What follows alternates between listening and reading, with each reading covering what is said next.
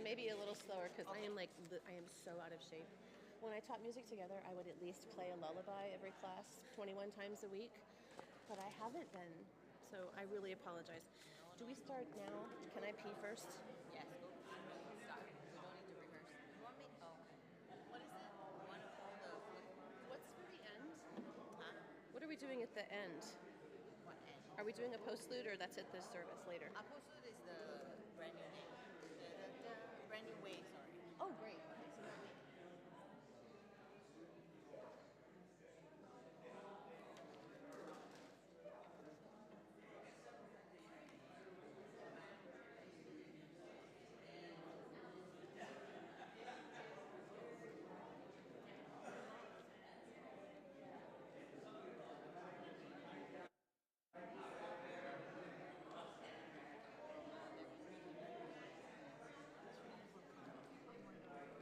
Congratulations. I'm sorry to see you go, but it's good.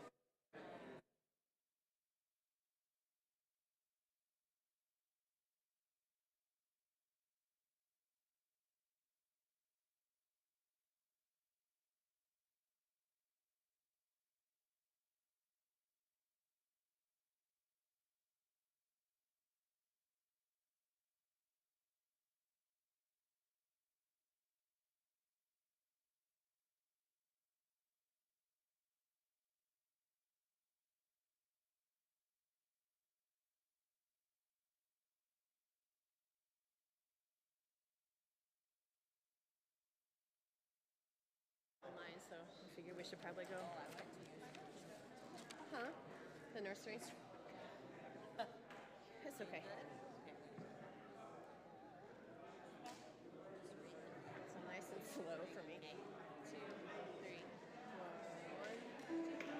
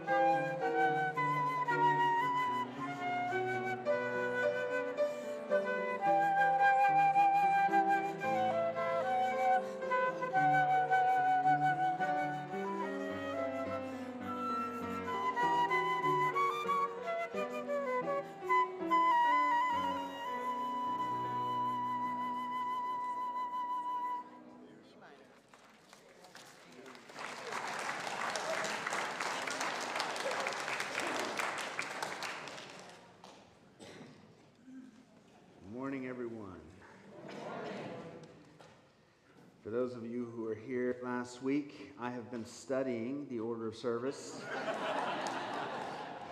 Fingers crossed. Right, fingers crossed. Welcome to everybody who's joining us for the first time. There are a couple people from Salt Lake City here who came today, so look, if you tell me Kingstown is too far to make it, came all the way from Salt Lake. And welcome to everybody who's joining us online. It is such a great extension of this community. We're so glad to have you with us. Couple special announcements. Special welcome to everyone who stayed for the camp out last night. We did not have a bonfire. We had a campfire. Is that the right language? Everybody's like, yes, don't mess with the... really wonderful, and you stayed for the service, even though you probably stayed up all night. For those of you, if you see people walking around in their pajamas and eating pancakes in Holland Hall, just with it, they probably stayed overnight. And we've sort of changed a few things up. The youth will now be joining us through or up to our second hymn. We'll let you know when that's happening. Children's Chapel for our members who are fourth grade and younger is taking place in Holland Hall next door. And there is a nursery right out here for those who want to take advantage of that. Now, if your baby is making noise and cooing or doing all sorts of stuff, please know that actually I love that. Right? Honestly, I often use it as a sort of extemporaneous moment for the sermon. So don't worry, you are welcome. You are always welcome here, whatever you choose. On September 23rd, hosting our introduction to MVUC and to Unitarian Universalism class. I'll be there. Be the first one with me. And we are having our joining ceremony in the service on October 22nd. So if you'd like to join, you can reach out by emailing membership@MVUC, or you can stop by the welcome table, which is right outside in the Commons. The very next day, on September 24th, we're hosting our activities fair for worship. Also on September 24th, the first of our 5-session lecture series called The Climate Roller Coaster. We have several in-house experts who are sharing insights about the many aspects of climate change, so please join us for that. And on October 1st, our first religious education class, our adult religious education class in that sense, on what we choose, ethics for Unitarian Universalists. It's not our first. The climate roller coaster is the first. This afternoon, Elaine Peterman's memorial service will be held here at 3 p.m. Our lay minister today is Kathy McDonald. Thank you for joining us. All of these details and more can be found in our weekly newsletters. Please sign up if you haven't already, or stop by many of the tables that are out in the Commons. With that, let's begin our worship together. I was told I can do this. Is that all right? It's so fun.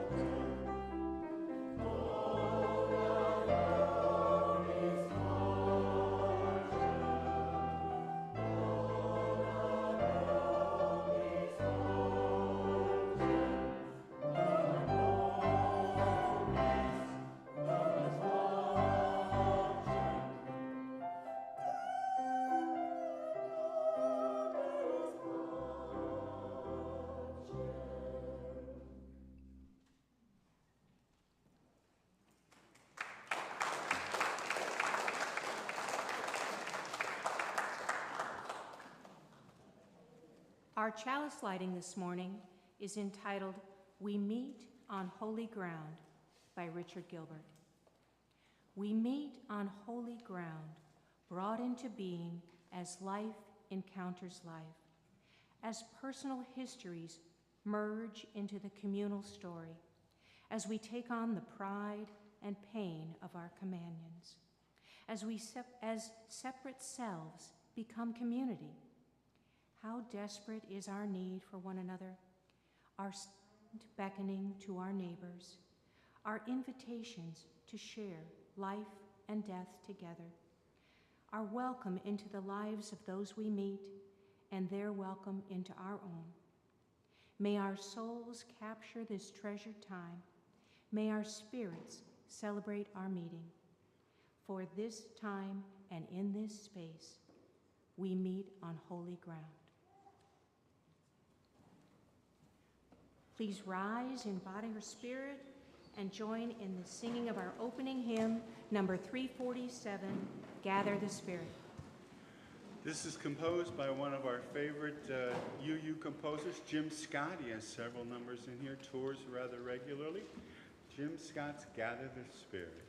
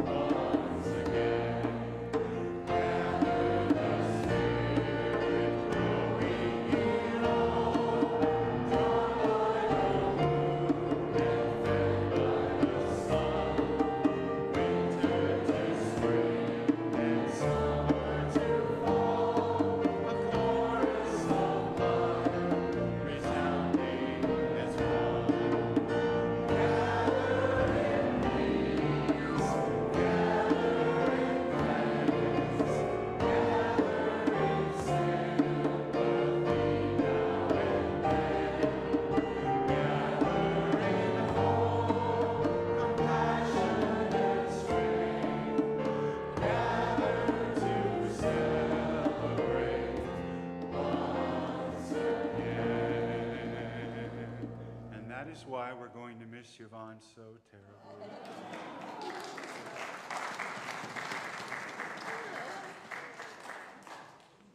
Please remain standing and join our voices together as we recite the covenant of our church.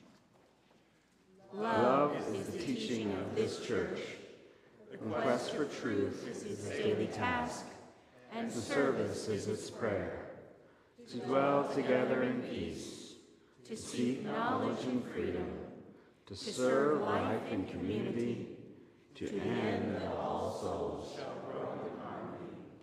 This is our covenant with each and all.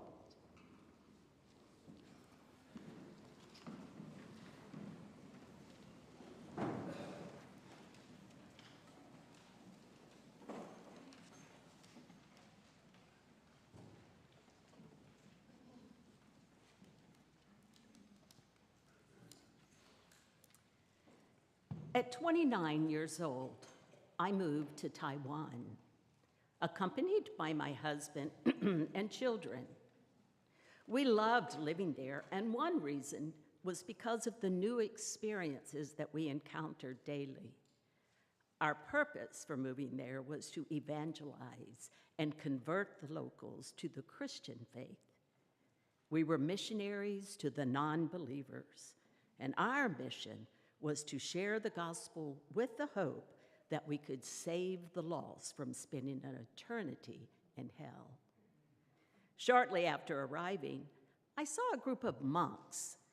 They were wearing long robes and walking meditatively in a straight line, their shaved heads bowed with hands folded in front. My initial reaction as I watched the Buddhist monks was that they were the ones I had come to convert, the lost. This was an interesting experience for me and ignited in me a reflection on the vast number of religions in the world and the followers each have, and a thought that the religion in the world expands much further than the world I had grown up in. My decision to be a missionary had been in the making since I was a child. I was continually active in a Baptist church. All my activities growing up centered around the church. The greatest influence that led me to the decision to become a missionary was my involvement in a girls' club at church. This club met weekly and emphasized that being a missionary was one of the most dedicated callings one could have. This message resonated with me as a child, and at the age of 12, I dedicated my life to being a missionary when I grew up. This upbringing gave me practically no exposure and little teaching about other religions. My religious education discouraged exposure to and learning about other faiths, especially non-Western beliefs, such as those in Asia. I began to question the teachings of my religious upbringing. These questions continued for a number of years. As I reflected on the commitment of the Buddhists, whose beliefs were so foreign to me and vastly different than my beliefs, I realized their commitment really was not different from my own. After sharing this with a fellow missionary, she informed me that they were actually nuns, women followers of Buddhism, and not monks. As these nuns walked quietly down the road, they were the epitome of dedication. This was the faith of their childhood, the faith of their culture, one that defined their lives and connected them to their community. I began to embrace a thought I had not allowed myself to entertain. Every person has the right to their own beliefs.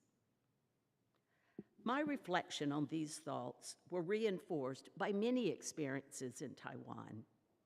Hearing music from the temple, which sat under a large banyan tree at the end of the street, watching neighbors dutifully bowing while clasping glowing sticks of incense with folded hands, and feeling of admiration for the devotion of my neighbors, preparing tables in front of their homes with specially cooked foods, bowls of rice with chopsticks specifically placed along with fruit, tea, and other carefully chosen items. Items placed to remember and show honor to their ancestors. This revealing illuminated my thoughts and was instrumental in launching my journey into one of acceptance, an acceptance of change from my previous narrow view of religion into one that accepts that religion in the world expands much further than the world I had known. It began a transformation of my beliefs from narrow to broad, embracing a new outlook that faith can be different for each person. This path has been filled with questions and doubts, and while I am still on this journey, it has also brought peace, the realization that love, respect, and acceptance of others, regardless of their belief, defines the faith that I now value and embrace.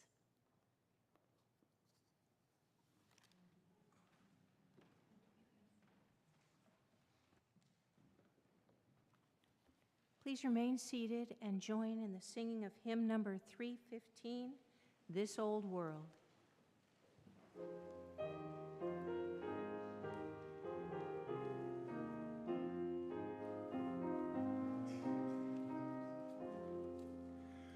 This old world is full of sorrow, full of sickness, weak and sore. If you love your neighbor truly, love will come to you the more. We're all children of our family, we're all brothers, sisters too. If you cherish one another, love and friendship come to you. This old world can be a garden full of fragrance, full of grace. If we love our neighbors truly, we must meet them face to face. It is said, now love thy neighbor, and we know well that is true. This the sum of human labor, true for me as well as you.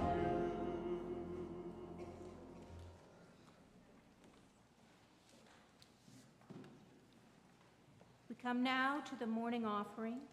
At this time, MVUC asks each of us to show our spiritual and material generosity. I give because I believe in the words of our covenant. I believe in this religious community. I believe it's very important. I value its past, its present, and its future, and I want to do my part to contribute to its vibrancy. Each week, we share the plate with a charitable organization. During the month of September, we're sharing the plate with the Minister's Discretionary Fund. Ian described it in depth last week, but this fund allows our minister to meet the immediate needs of individuals that come and are approaching for it. I invite you to contribute whatever you are most comfortable with to the Minister's Discretionary Fund and this church community. If you'd like to write a check for the offering, please make it to MVUC, and in the memo line, indicate what it's for. You can also go to our website and give directly. We are grateful for your donation. During the offering, you're welcome to come forward in silence to light a candle of joy or sorrow. And will the ushers please come forward at this time?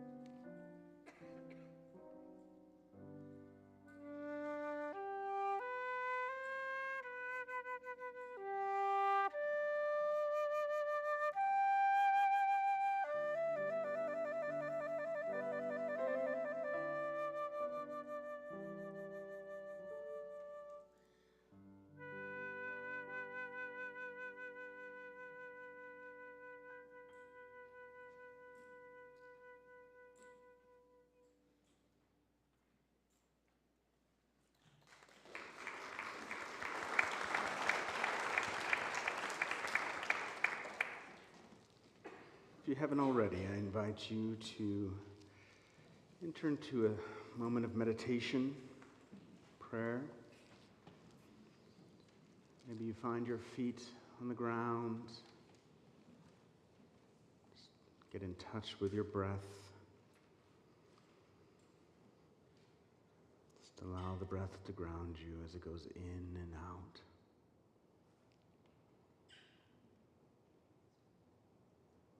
Maybe feel the expansion of your lungs. Let it serve as a pathway, the opening of a gate of a larger expansion of the spirit.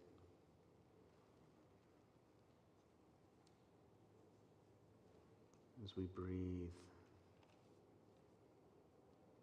just find ourselves growing ever larger, beyond the limits of our epidermis, beyond the limits of our skin, just right out into the cosmos. How wide can we feel? How interwoven.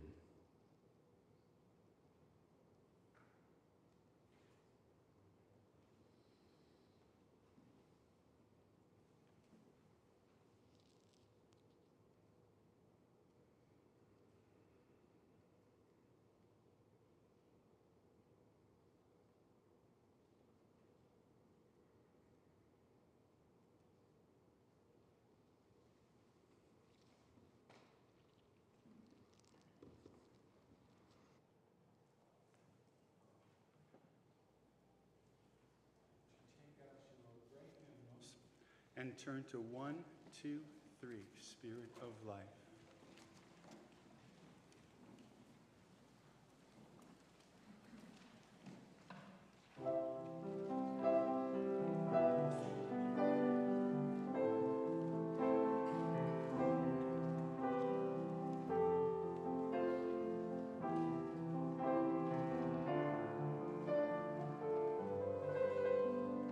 Spirit of life, come.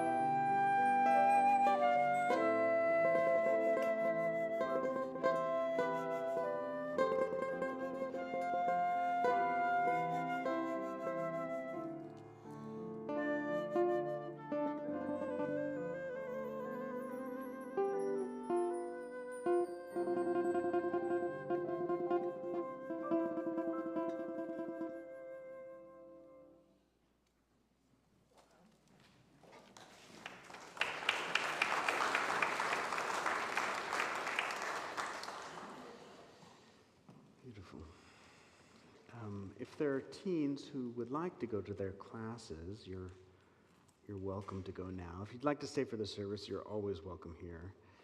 But just to know if you'd like to go, it's a good time.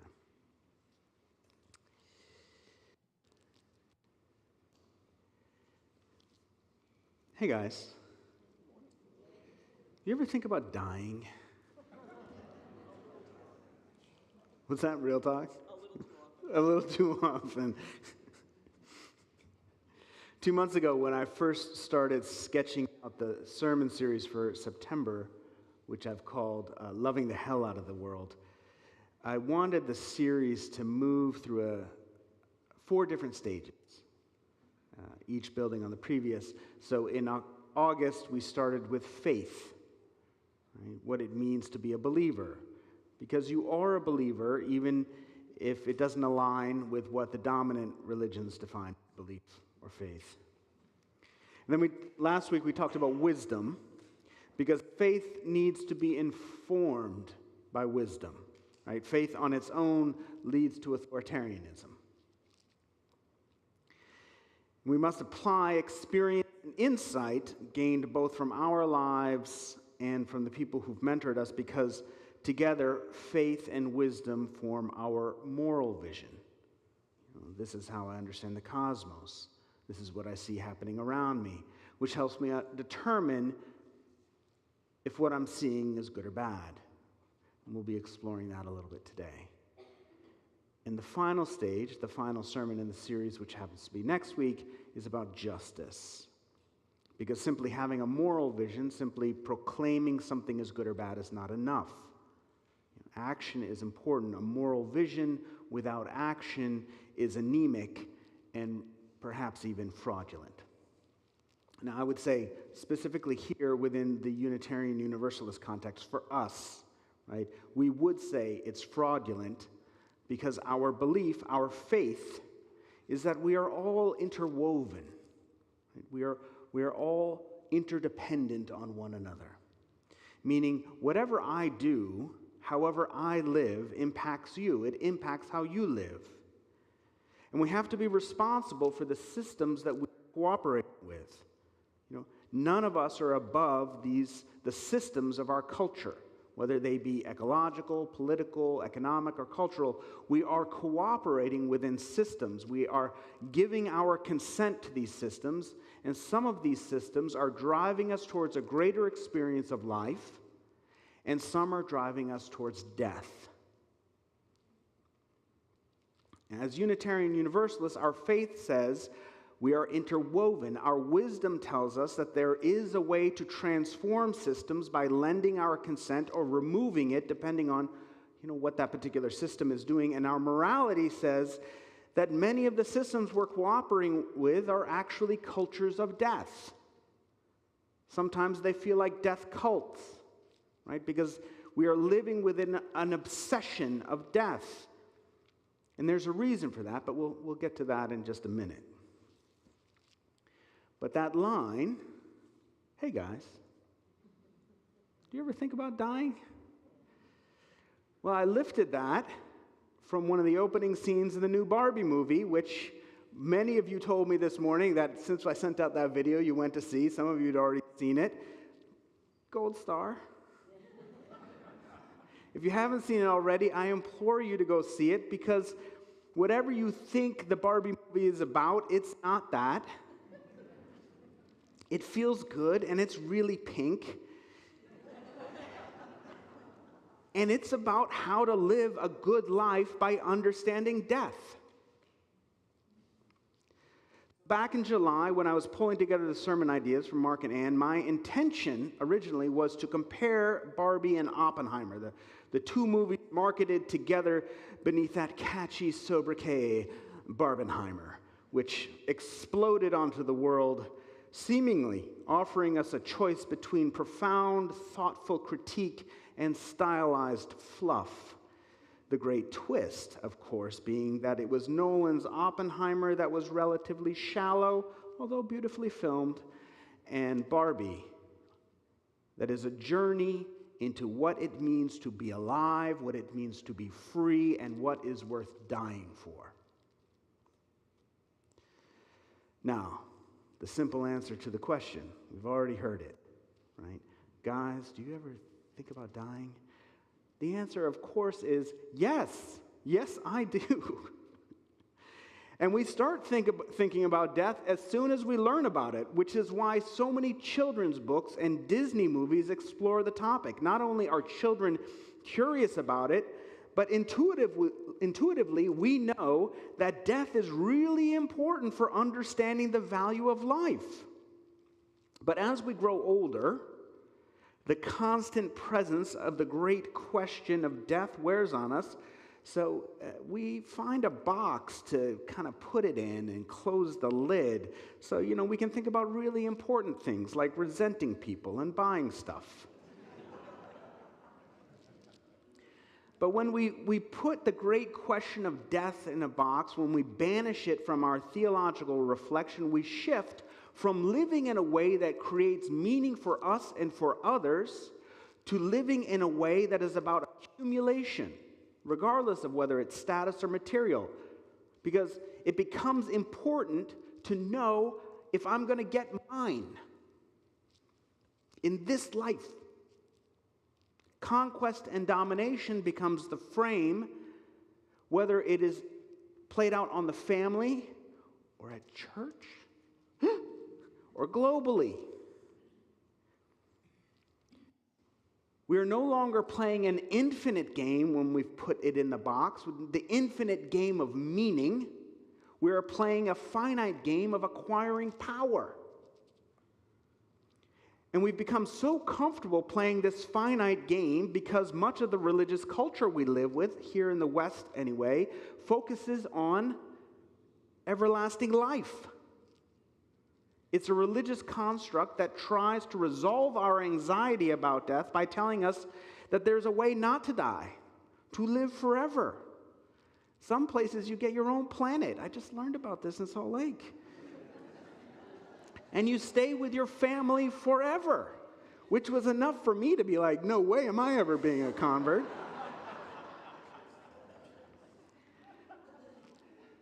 But when you've got this promise of conquering death, dominating death, people shift to living for the promise instead of living for what's happening right now. Now, I'm going to betray my bias in that I don't know what happens when you die. Gasp.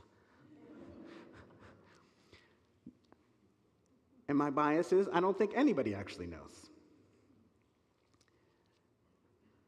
But you are going to die. And I am going to die.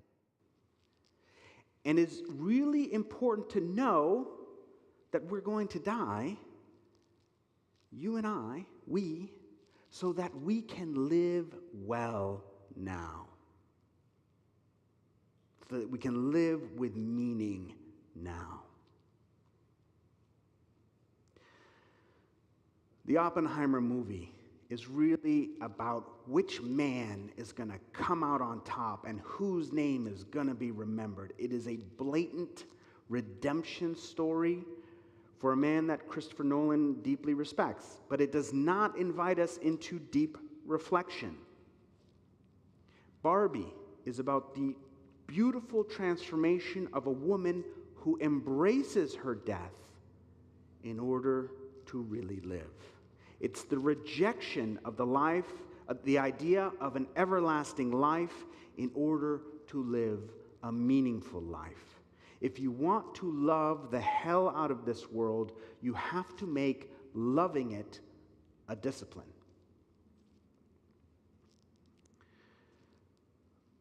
Just about 10 years ago, I started this church in Williamsburg, Brooklyn, because I was a hipster back then. I was much cooler than I am now. But I started it, I was really influenced by a book by a theologian, former priest named Matthew Fox. His book was called Original Blessing, and I named the church the same thing, Original Blessing. And I want to share a passage with you today that continues to inform how I understand the world and my role as a minister, well over a decade later. It reads, On his deathbed, the great psychologist and lover of the human race, Erich Fromm, turned to his friend Robert Fox and asked, "Why is it that the human race prefers necrophilia to biophilia?" Significant question. Why do we prefer love of death to love of life? Missiles to celebration, power over to power with, greed to letting go.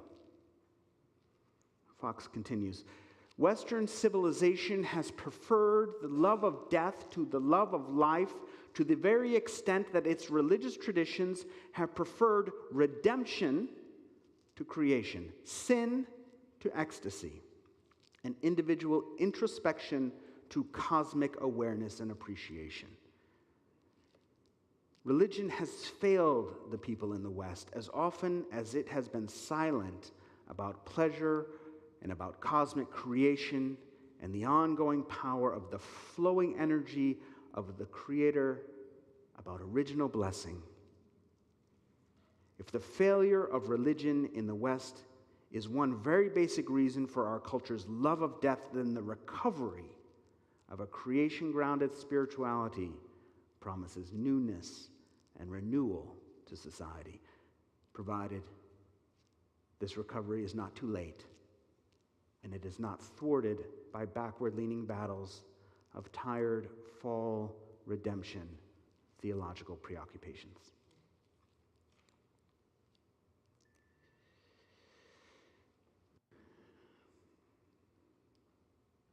My humble translation of this passage is simply, the apocalypse is not a foreordained conclusion, whether it's biblical or ecological. It is not a foreordained conclusion. Visions of the apocalypse are merely evidence of a mind that is in the grips of nihilism, that is not channeling the creative power of the universe. We've got serious work. But nihilism is our enemy. There is another solution. We can fall in love, and through our obsessive love of life, we will channel creation's powers. I want to be cautious, right? Because falling in love with life is not facile. It sounds easy. Oh, let's just fall in love with life. It's not that easy. And many of us who want to engage, there are many people who want to engage in these backward-leaning battles of tired redemption, fall redemption theological preoccupations. And our work is cut out for us. So as much as I consider Nolan's Oppenheimer a flashy but ultimately dull piece of filmmaking, it actually does, on one level, tell us the truth about the nature of our culture in a way that the Barbie movie does not. And so there were two examples, really, for me. Before the Barbies can retake Barbie Land, those of you who saw this, right, and restore the matriarchy, they must first deprogram the Barbies who've fallen under the spell of patriarchy. And they do this because Gloria, the human woman who journeyed back to Barbie Land with her daughter, she's able to break the spell through a series of celebrated monologues of how tough it is to be a woman, with the unfair expectations and the impossible standards that women are asked to live up to. And as one Barbie after another wakes up from her beer-serving, foot-rubbing hibernation, they concoct a plan to return to power through the ballot box. Which they do, and it was awesome. But in the real world, we know that patriarchal power does not concede so easily and often change the rules to perpetuate the system. And women are murdered by men, usually their partners, for speaking out about the injustices that they face in the way that Gloria does. Right? I don't fault the Barbie movie for not diving into the issues of violence, because the message is really elsewhere. I'm just saying, we have some bigger hurdles here than the Hollywood movie. And patriarchy reserves punishment for men as well, After the fall of patriarchy in Barbie, our hero finds Ken crying on the bed, and she tries to reassure him, and he responds by saying, "I'm a liberated man. I know crying's not weak." It was beautiful. It was a pretty awesome moment. But probably what's more accurate is what we see in the scene from Oppenheimer when he meets President Truman in the Oval Office. At this point, Oppenheimer is deeply conflicted about his work, realizing too late, actually, that it was not some scientific puzzle to be cracked, but a vehicle for mass death that now lies in the hands of morally decadent and paranoid men. And his advocacy for arms controls is rebuffed by Truman, who sneers, "Do you think that anyone in Hiroshima or Nagasaki cares who built the bomb? They care who dropped it. Hiroshima isn't about you." And then ejects him from the Oval Office, saying to his aide as he goes, "Don't let that crybaby back in here again." If there's anything that we should be crying about, it's the amount of murder that we inflict on one another just so we can win this meaningless landscape of the finite game where we are set out to conquer ourselves because we believe some story about who we are, that those people over there that we're trying to conquer are not actually us. Crying is the right response to this ludicrous and delusional self-harm. And we might prefer the fantasy in Barbie. We might even strive for that. But in our striving, we must confront the patriarchy we are living with. A patriarchy imbued with a misogyny and emasculation. A patriarchy Adrian Rich has called a fatalistic self-hatred. One that has affected us all. Everyone in this culture has drunk from the same well. Worship of death is a central component of patriarchal thinking, whether it's expressed by women or men, writes Bell Hooks. Choosing to love the hell out of this world is not easy. It's hard. And part of this is because we've been set up. That is, we set up ourselves, because the people that set us up are the same as us, right? We set up ourselves. And again, I want to be cautious because religion bashing is so common in you circles, right? Not often that insightful. It's not that guided by wisdom. Instead, it's guided by a deep sense of pain and trauma that many of us experienced when we were younger. And so now we bash back at the people who called us sinners by calling them liars. But really, it's just another game, a version of that finite game of conquering, of conquest. This isn't to say that the pain and trauma aren't real, but the finite game of conquest doesn't actually resolve the trauma. It just helps us feel self-righteous. But we'll get to this in a couple of weeks at the next sermon series. So come back.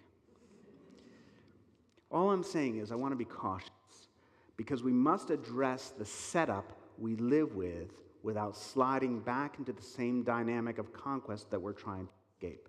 So here's the setup, right? Most of this works through the frame of Christianity because that's the culture that dominates this nation, but in other parts of the world it has a different name, but the setup is the same. And this isn't true for all Christians out there. I'm not saying that at all. I'm just saying you'll understand it when I say it, right? There is a story of a perfect God who created a perfect cosmos. And within this perfect cosmos, God created perfect humans. The problem was that the perfect humans behaved badly, imperfectly, and now we have thrown the whole cosmos into imperfection. And here the setup sort of differs depending on your region, but ultimately, a perfect intermediator is introduced with a set of perfect rules for us to live by, so that we can follow these rules and be in relationship with this perfect God. But what actually happens is we all end up living with profound insecurity because there is no perfect person. And there is no perfect set of rules. And there's no perfect intermediator. And there is no perfect God, not in the way that the narrative has been told. I want to be clear, I believe in God. I believe in an interwoven experience that is larger than this finite body that is going to die. But it has nothing to do with the human concept of perfection. It's simply a projection derived from our insecurity. And this is one of the reasons I love Barbie so much, the Barbie movie.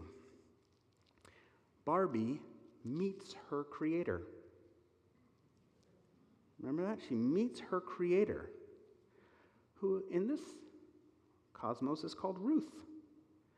And they have this amazing exchange where the creator says, being a human can be pretty uncomfortable. Humans make things up like patriarchy and Barbie, just to deal with how uncomfortable it is, and then you die. Humans have only one ending: ideas live forever. And unfortunately, it is this idea of perfection, whether it is religious or whether it is Barbie, that has been making us feel insecure. Which brings us to the point, in my opinion, of the movie. Barbie chooses her own death so she can actually live her life. She lovingly tells her creator, I want to be part of the people that make meaning, not the thing that's made. I want to do the imagining. I don't want to be the idea. She leaves Barbie land for good, choosing the real world despite its very real undertone of violence, with her final transformation coming in as comedy, where she reveals at the very last scene that she is going to see her gynecologist. Right? It's a wonderful moment, but it's like, we laugh, but it's like, you are a woman now. You're not this idea. And she learned the value of participating in the liberation of her community in Barbie Land. She leaves the idea of perfection so she can live fully as a woman, as a human, being imperfect as we may be with our flat feet and our cellulite. But it wasn't the restoration of the matriarchy that actually liberated her. Does anybody want to take a guess at what was the moment that liberated her?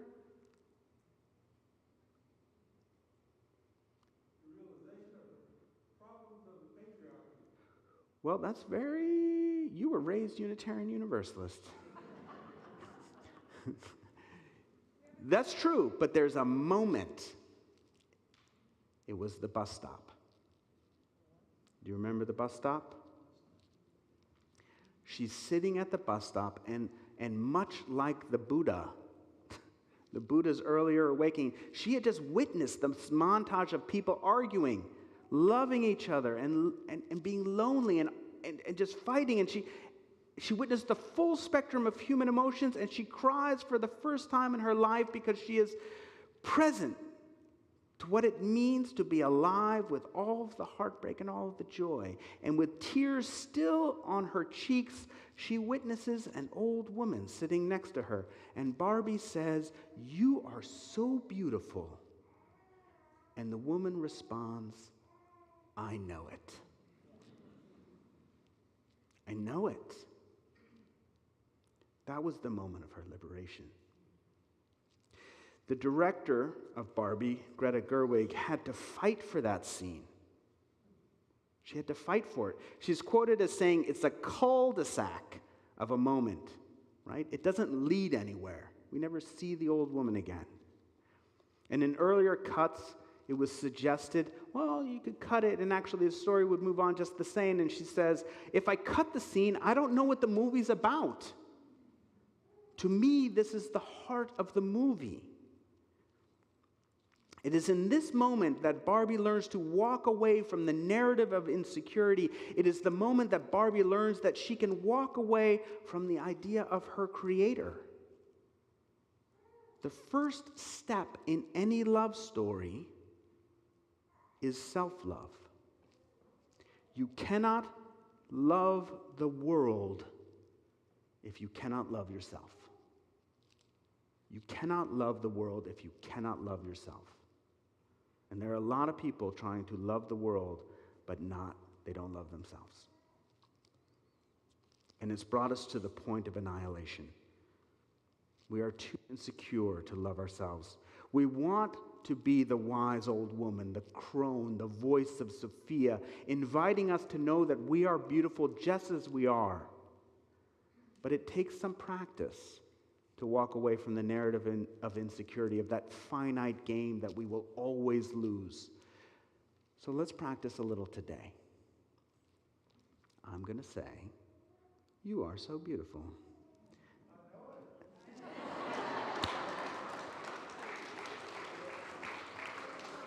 Also Unitarian Universalist. I love it. So here we go. You are so beautiful. Let's do it again. You are so beautiful. If you're watching from home, we're going to do it one more time. If you have not joined in already, you're not saying it for me to hear. You're saying it for the whole world to hear, and it starts with you. So here we go. You are so beautiful.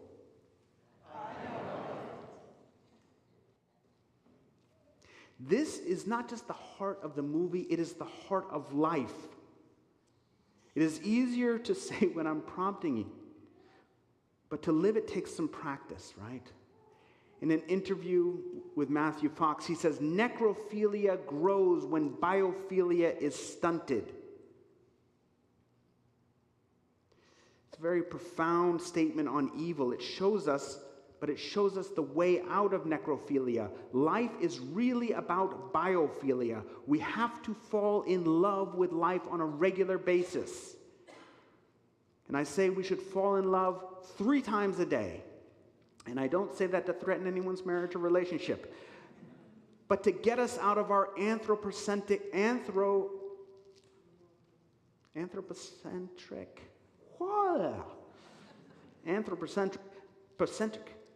I'm going to get there. Say it with me. It's the community liberation I live for. It gets us out of that thing. You can fall in love with wildflowers and trees and stones and animals, with planets and galaxies, with music and poetry. There is so much to fall in love with. I think when there's enough falling in love going around, we will choose biophilia, the love of life, over necrophilia. So go fall in love today. Go fall in love today, at least 3 times. Let go of this mindset that puts us at the center. Fall in love with this beautiful world, with this beautiful cosmos that does include beautiful human beings. Some of whom just don't know it yet. Some of whom they just haven't met you yet. Liberation is not an individual affair. We are all interwoven. Our salvation from the apocalypse is not about adhering to right rules. It is about loving the hell out of this world. But every love story begins with self-love. You are so beautiful.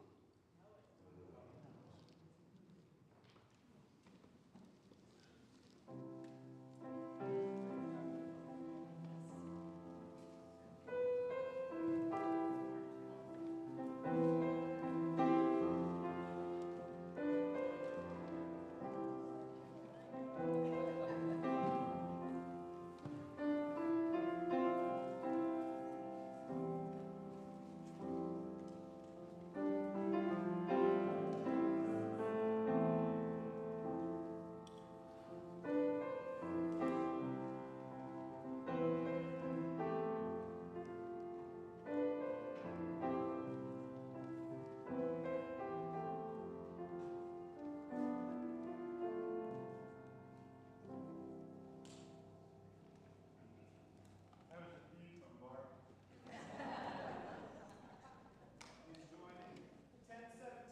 10:17.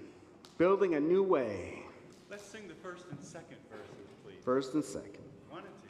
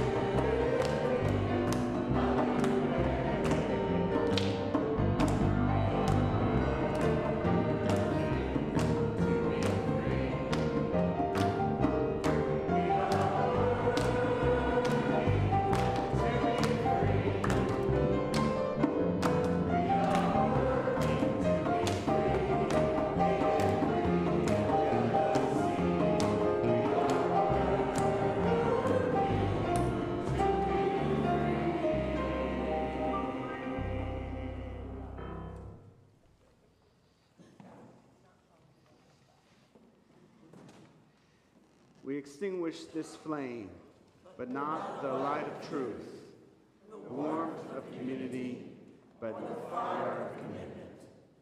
We keep together in our hearts until we are together again.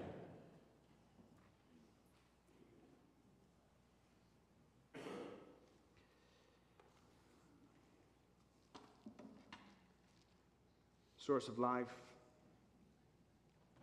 God, my darling, inspire us this morning to leave this gathering of people, this gathering of lovers,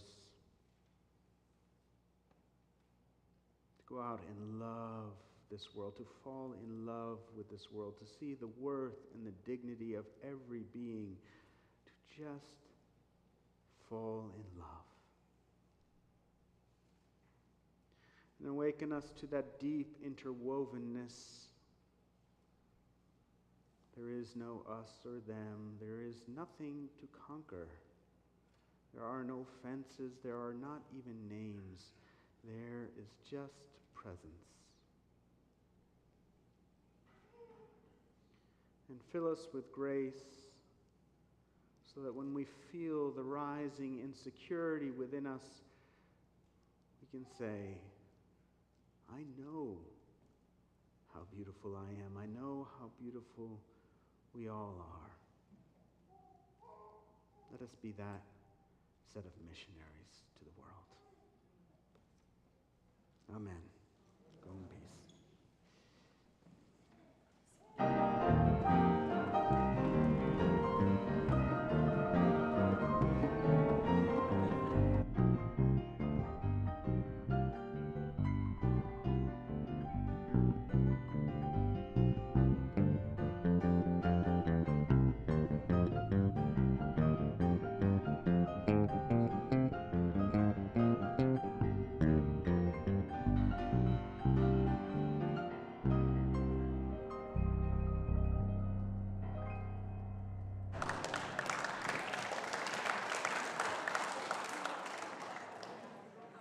Joining us this morning. Guests, you can just join us for coffee outside. Online people, thank you so much. Ushers, quickly, Cheryl Sabo on flute. Woo! Right? Georgia Porcho on, what are those called?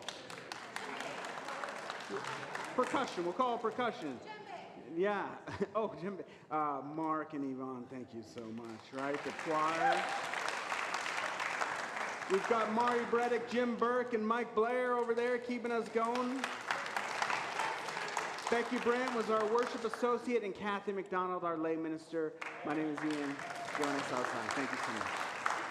All right.